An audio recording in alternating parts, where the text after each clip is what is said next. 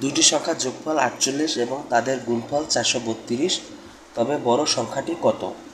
এই অঙ্কটিও খুবই গুরুত্বপূর্ণ, কারণ এটি 31তম বিসিএস প্রিলিমিনারি পরীক্ষায় এসেছিল।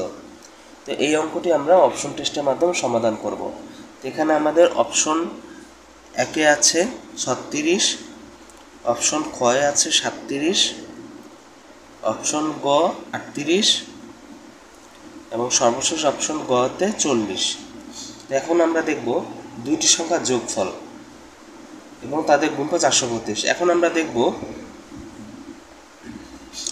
অপশন থেকে যদি আমরা বড় সংখ্যাটি প্রথম 36 ধরি এবং প্রশ্ন বলছে দুইটি সংখ্যার যোগফল, তো দুইটি সংখ্যার যোগফল 48, তাহলে এখানে 36, তার বাকি থাকে 12, তার মানে 36 যোগ 12 দুটি যোগ করলে 48 হয়। এখন যদি আমরা দেখব যে 36 এবং 12 এই দুইটি গুণ করলে যদি 432 হয়, তাহলে আমরা বুঝবো এই অঙ্কটির উত্তর হচ্ছে 36।